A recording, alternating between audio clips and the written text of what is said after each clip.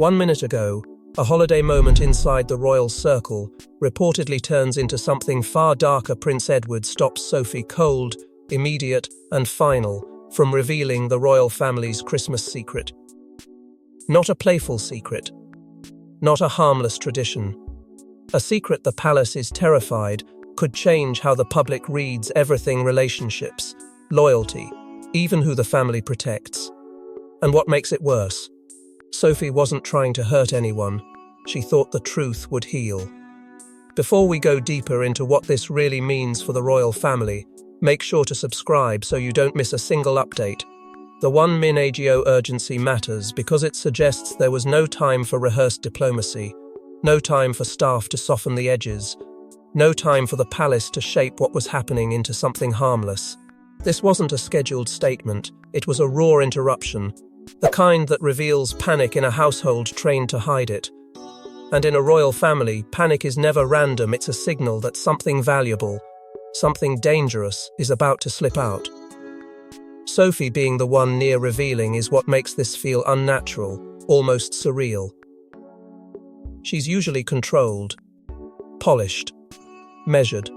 She understands the unspoken rules: don't say the quiet parts out loud, don't feed the public anything that can't be contained, don't turn private moments into permanent headlines. So for Sophie to even approach the edge of revealing anything, it implies she believed the truth had become heavier than the silence. It implies she reached a point where loyalty started feeling like complicity, and that is a terrifying shift inside a family built on discretion. Edward's reaction, according to this version, isn't soft or negotiable. It's protective but alarming. Stop now, the kind of command that doesn't belong to a casual conversation. It belongs to an emergency. A hard boundary slammed down mid-sentence. And what makes it chilling is how immediate it is, like he doesn't need time to decide. That suggests he already knew what she was about to say. Or he recognized a trigger phrase, a forbidden detail, a point of no return that the palace has agreed must never be crossed in public. In that instant, Edward isn't simply a husband trying to prevent embarrassment. He becomes a gatekeeper, someone enforcing a rule that was written long before this moment. And then the hints begin to form their shadow. The Christmas secret isn't about festive charm. It involves exclusion, inheritance, or hidden agreements, the kinds of things that can change the internal hierarchy without ever being officially announced. Christmas in royal life looks like tradition, but it's also optics. It's who is included, who is kept close, who is photographed, who is absent, and who is subtly erased. A secret tied to that setting isn't just family gossip. It's a map of belonging. It's the difference between who the monarchy protects and who it quietly sacrifices to preserve its image. The foreshadowing that someone else in the room panicked even more than Edward adds a darker layer, because that means Edward wasn't the only one who feared the truth. It means the secret touches another person's vulnerability, someone who has more to lose, someone whose position depends on the secret staying buried. Panic in royal circles isn't simply emotion. It's calculation under stress. If someone panicked harder than Edward, it suggests they understood the consequences: immediately reputations collapsing, relationships rewriting themselves, and a public reaction that can't be guided once it begins. And then the cliffhanger lands like a whisper you can't unhear. Sophie implies the secret relates to a name kept off the record. That detail is volcanic, because names are identity, and identity is everything in a monarchy. A name kept off the record suggests someone intentionally excluded, someone quietly protected, or someone whose association would destabilize how the public interprets past decisions. It could mean a person erased from the story, or a person shielded by silence.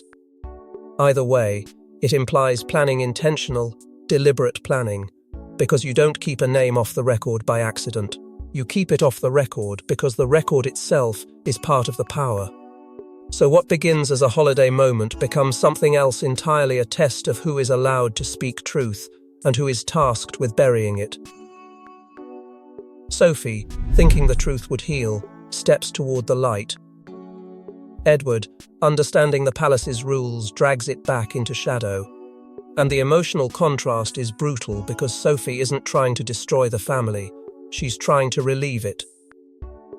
Yet in royal life, relief is often treated as threat, because relief requires honesty, and honesty requires consequences.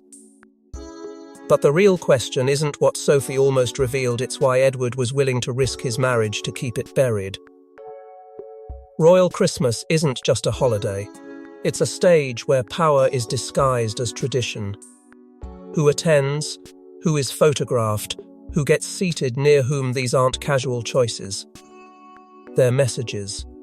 That's why a Christmas secret can be more explosive than any public scandal. It touches family identity, hierarchy, and the private rules the monarchy lives by. If Sophie was about to reveal it, she was about to expose the real map of belonging. Because in this world, traditions function like coded signals. They tell the family and the public who is favored, who is tolerated, who is rising, who is quietly being pushed to the edge. A Christmas walk, a church appearance, a lunch arrangement, even a small choice about who arrives with whom can whisper a message louder than any press release. And the terrifying part is that most people don't even realize they're receiving the message. They think they're watching a cozy ritual, but they're actually watching hierarchy in motion, wrapped in holly and politeness. That's why Christmas optics shape public perception so powerfully. Christmas is the one time the monarchy sells warmth without trying too hard. It's the season where the institution is allowed to look human, where the public is invited to feel close, to feel included, to feel like they understand the family, and the palace weaponizes that closeness. A single photograph can suggest unity, a single absence can suggest exile, a single placement can suggest approval. Once those images land, they harden into truth for millions of people who will never know what was negotiated behind the scenes. So when there's a Christmas secret, it's not likely to be a cute family tradition. It's likely to be a private agreement or an unspoken exclusion, something that determines who gets access to the warmth and who gets kept outside of it. In royal life, exclusion is never merely emotional, it is structural. It can mean someone's role is being limited. It can mean someone's reputation is being protected by keeping them off the stage. It can mean the family has decided to sacrifice one person's dignity to preserve the institution's image. And when that kind of rule exists, it doesn't need to be written to be enforced, it only needs everyone to silently comply. But Sophie's near reveal suggests the secret may be tied to something even heavier, a vow or document connected to Christmas protocols. That idea changes the tone completely. A vow implies a promise made under pressure. A document implies something formal, something that had to be agreed, signed, enforced, repeated, year after year. If Christmas has a protocol beyond tradition, it means the family isn't just performing together, they're operating under rules designed to control risk. Control who is seen. Control who is named. Control which narratives are allowed to feel real. And that's the palace fear once exposed. It can't be undone. Because the moment the public realizes Christmas was curated to hide something, every past image becomes suspicious. Every past absence becomes questionable. Every sweet moment becomes examined for manipulation. The monarchy can survive scandal, because scandal can be framed as temporary, but it struggles to survive revealed systems, because systems suggest the institution is always managing truth, always staging reality, always shaping perception. If the Christmas secret is revealed, the public won't only be angry, they'll feel tricked. And anger can cool, but distrust becomes permanent. Then the cliffhanger arrives. Quietly, but dangerously, a tradition was allegedly changed this year. That detail matters, because traditions don't change without reason, and they certainly don't change without somebody noticing. A changed tradition suggests panic. It suggests the palace adjusted the stage because something in the old routine was too risky now. It suggests someone's presence had to be altered, someone's position had to be shifted, Someone's inclusion had to be disguised, or someone's exclusion had to be made more subtle. And the more subtle it becomes, the more it feels like a secret being actively managed rather than passively held. Once you see that change, you start to understand why Sophie thought telling the truth was the only moral option. Because if Christmas is a map of belonging, then changing the tradition isn't just a harmless update, it's the monarchy redrawing the map in real time, deciding who counts, who doesn't, and who must never be spoken about out loud. And once you see what changed, you start to understand why Sophie thought telling the truth was the only moral option. Sophie isn't known for drama. That's why this moment hits like a rupture. Insiders claim she reached a breaking point, tired of watching the palace smile through something that felt wrong. She believed the Christmas secret had become a moral stain, a quiet cruelty dressed as tradition. And she made the mistake of thinking honesty would bring relief, forgetting that in royal life, honesty is treated like a weapon. Because Sophie's conflict isn't loud, it's intimate, internal, relentless. Empathy versus institution. The human instinct to protect someone who feels erased versus the royal instinct to protect the system at all costs. She has spent years mastering the art of public composure, but what breaks people like Sophie isn't noise, it's repetition. It's watching the same ritual play out while knowing what it really hides. It's hearing laughter in rooms where someone's dignity is quietly being negotiated. It's feeling the weight of silence when silence starts to resemble cruelty. Insiders suggest she believed someone was being unfairly treated or worse, strategically erased. Not just left out of a photo, but removed from the family's official warmth, as if belonging can be edited like a caption. And that kind of erasure cuts deeper than scandal, because it's disguised as tradition. It's wrapped in the language of how we do things, which makes it harder to challenge. Sophie, in this story, stops seeing it as a private family quirk and starts seeing it as a moral failure. A quiet injustice repeated every year until it feels normal. That's why she convinces herself that truth could prevent future damage. Not truth for attention, truth as a release valve. She imagines that if the secret is acknowledged, if the rule is spoken, if the family is forced to confront the reality behind the ritual, then the cruelty loses its power. She thinks honesty could heal because honesty would finally stop the performance from suffocating everyone involved. But the palace doesn't treat honesty like medicine. It treats honesty like fire, because fire spreads, and once it spreads, it burns through reputations, titles, and the illusion of unity. So pressure closes in around her long before she speaks. There are warnings dressed as advice, gentle reminders that this isn't the moment, soft hands that guide her away from certain topics, polite looks that carry sharp meaning. And the cliffhanger detail makes it darker. Sophie was allegedly warned days earlier, which means her near reveal wasn't spontaneous. It was a decision she wrestled with despite knowing consequences were waiting. She walked toward the edge anyway, because her conscience was louder than her fear. And the stakes are immediate. Her reveal could trigger public outrage. Not because the public loves drama, but because the public hates feeling manipulated.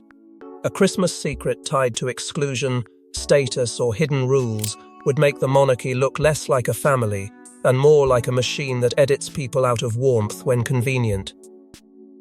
Sophie senses that if the truth stays buried, the damage will continue privately. But if the truth surfaces, the damage will explode publicly. She chooses the explosion, believing it might force change.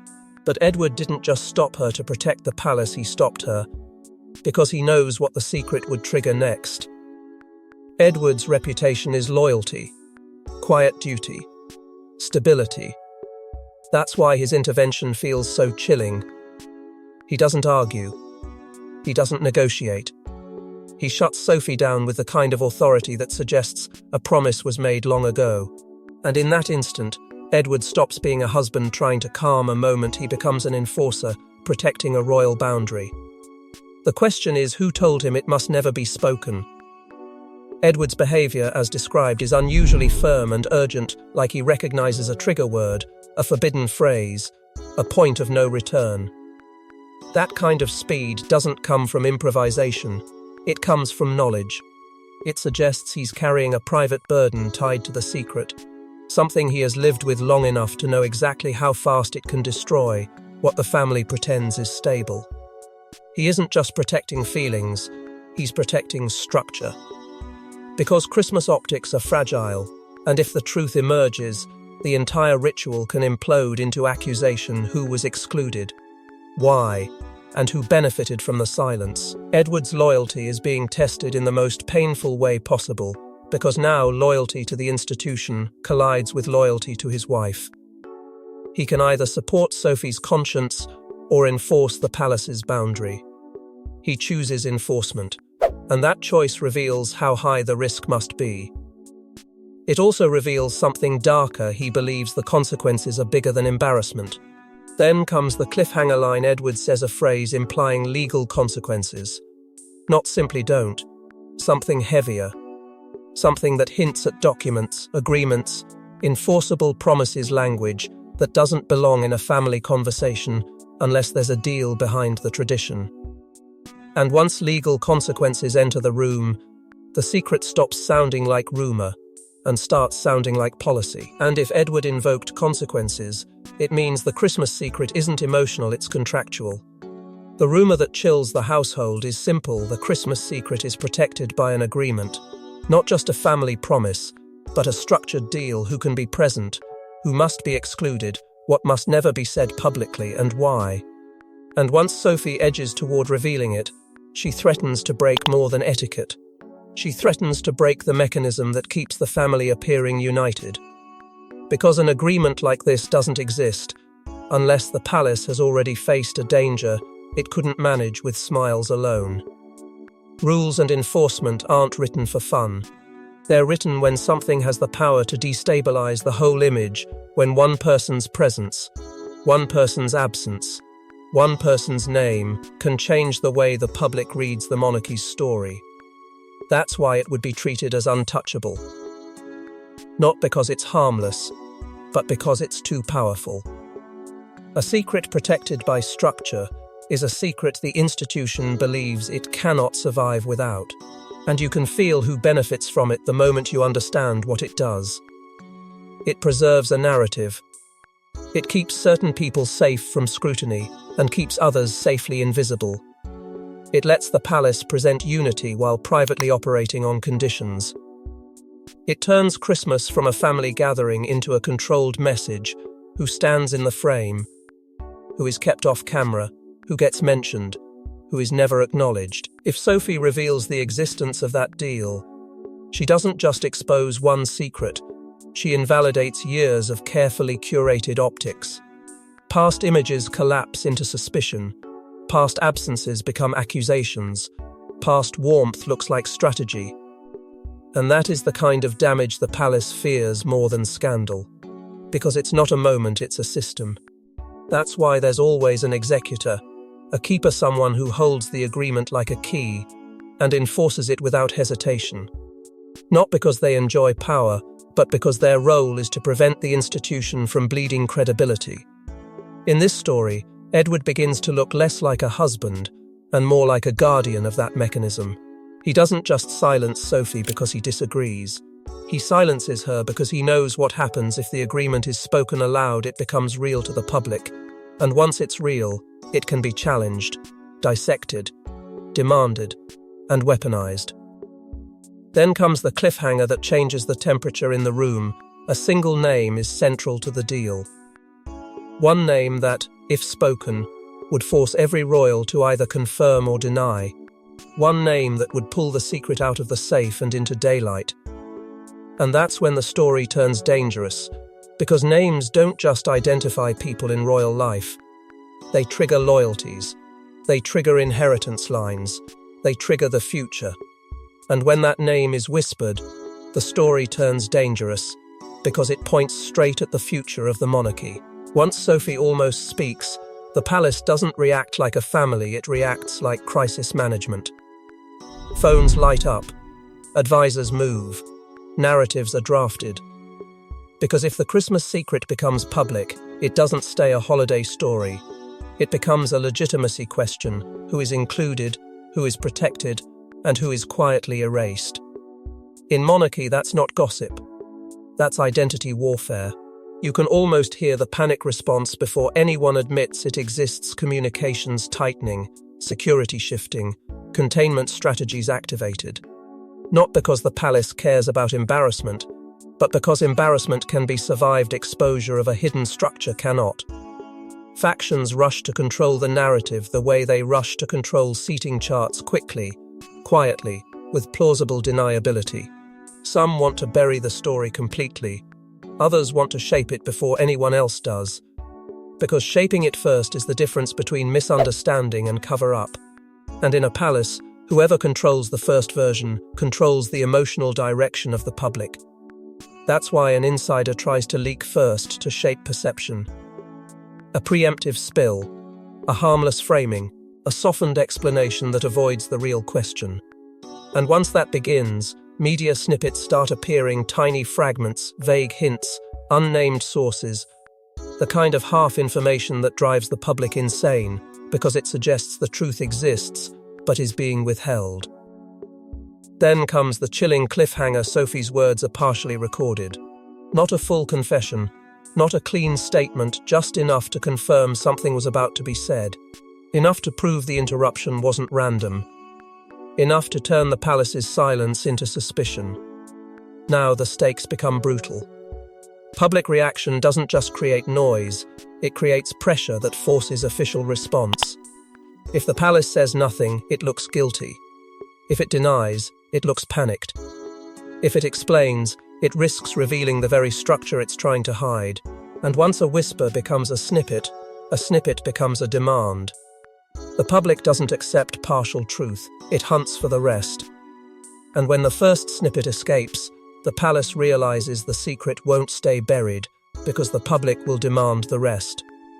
The most painful conflict isn't public, it's private. Sophie feels morally trapped. Edward feels institutionally obligated. And that's how marriages in royal life break, not through cheating scandals, but through silence. Edward believes he's protecting the monarchy. Sophie believes she's protecting someone who can't protect themselves. And when those beliefs collide, the palace doesn't just fracture as a family, it fractures as a marriage. Sophie's sense of betrayal isn't theatrical, it's personal. The kind that sits in the chest and refuses to move. Why won't you let me speak? Isn't just a question in this story, it's a verdict on how alone she suddenly feels inside her own home. Because she isn't asking to gossip, she's asking to stop what she believes is an ongoing wrong. She's asking Edward to choose conscience over control, empathy over protocol, and in the palace that is the most impossible request you can make of a loyal man. The tragedy is that Edward hears her emotion, but he answers with duty. Edward's fear is bigger than reputation, and that's what turns the argument into something chilling. Reputation is manageable. Scandals can be weathered. But consequences? Consequences suggest structure. Consequences suggest agreements, promises, and chains that pull tighter the moment you resist. Edward doesn't want to frighten Sophie, yet his urgency does exactly that because he speaks like someone who knows there's a cliff edge just out of sight. He's not stopping her for comfort. He's stopping her because he believes the truth would trigger something irreversible, legal, familial, institutional, something that wouldn't just bruise the monarchy, but destabilize it from the inside. And while Sophie and Edward collide privately, collateral royals are watching. In palaces, people don't need to hear full conversations. They only need to sense a shift. A closed door. A changed tone. A sudden tightening of schedules. The household feels it and reacts, choosing sides quietly, adjusting loyalty without ever saying a word. Some interpret Sophie's near reveal as dangerous. Others interpret Edward's shutdown as proof that the secret is uglier than anyone admitted. The room doesn't fill with shouting. It fills with calculation. That's why Sophie begins to consider going public anyway. Not because she wants attention, but because she begins to understand the trap. If she stays silent, the wrong continues. If she speaks, she becomes the villain. The institution will frame her as unstable, emotional, reckless. And still, the moral pressure doesn't loosen. It tightens. Because once you believe you've seen cruelty disguised as tradition, silence starts to feel like participation. Sophie reaches that terrifying point where keeping peace feels like betraying herself. Then the cliffhanger hits hard. Edward makes a demand Sophie refuses. Not a request, not a plea, an ultimatum. Something like, "You will not say it. You will not take this outside. You will not force the family into the open." And Sophie, already cracked by what she knows, refuses, because she believes she's protecting someone who can't protect themselves. That refusal is the moment their marriage stops being a partnership and becomes a battlefield. Because now it's not just about truth, it's about control over truth, and the stakes rise even higher because the secret might surface regardless. Once a secret is this volatile, it doesn't require Sophie to leak it. It only requires someone else to weaponize it first. That's the nightmare inside the palace. If Sophie is thinking of speaking, then someone else is thinking of silencing her, discrediting her, or beating her to the narrative with a safer version of the truth. The secret becomes a living thing, moving through corridors, changing hands, creating paranoia. And the more Edward tries to contain it, the more it feels like proof that containment is necessary. But the darkest twist is still coming, because Sophie didn't learn the secret from rumors, she learned it from proof. By the final stage, everyone understands the truth. The Christmas secret was never about tradition. It was about protection. Protection of reputations, inheritances, and a story the monarchy needs the world to believe.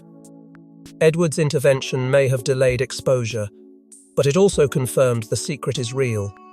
And once the public senses something real is being hidden, the monarchy faces its most dangerous enemy: curiosity, fueled by distrust.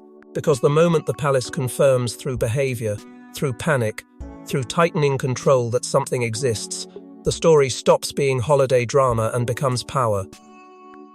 The climax isn't a confession, it's the realization that the secret is tied to hierarchy, not charm. That it influences who is included, who is erased, who is protected, and why. Trust collapses inside the household as factions harden and loyalties shift. People begin to look at each other differently, not as family, but as risk. And when family becomes risk, love becomes secondary. Consequences follow fast. New rules, tighter access, harsh containment, a sudden obsession with controlling who says what and when. The palace doesn't just quiet the room, it rewires it.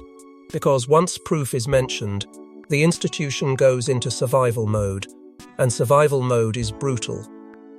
It punishes leaks, it punishes emotion, it punishes anything unpredictable. That's why Sophie's moral urgency becomes even more dangerous. She's unpredictable now, and unpredictable people become targets in institutions built on control. And the motive becomes clearer the more the palace squeezes who the secret protects and why. Someone benefits from silence. Someone's future standing is safer if the public never sees the real map of belonging. Someone's reputation would collapse if the hidden structure behind Christmas optics is exposed. And once the public senses that dynamic, once they smell that protection is being applied selectively, pressure escalates. Calls for transparency. Calls for accountability. Calls for the palace to explain why a tradition needed enforcement like law. That leads to the viral question that hangs over the ending like thunder: did Edward save the monarchy, or doom it by confirming the secret exists? Because saving it in the short term might mean creating a larger storm later. The more he blocks, the more the world will believe the truth is explosive. The more he enforces silence, the more the public will demand sound. And just when you think the story ends with silence, it doesn't, because the real fallout begins when the proof Sophie saw is demanded by the world. Thanks for watching. Please don't forget to like and subscribe, and we will see you in next one.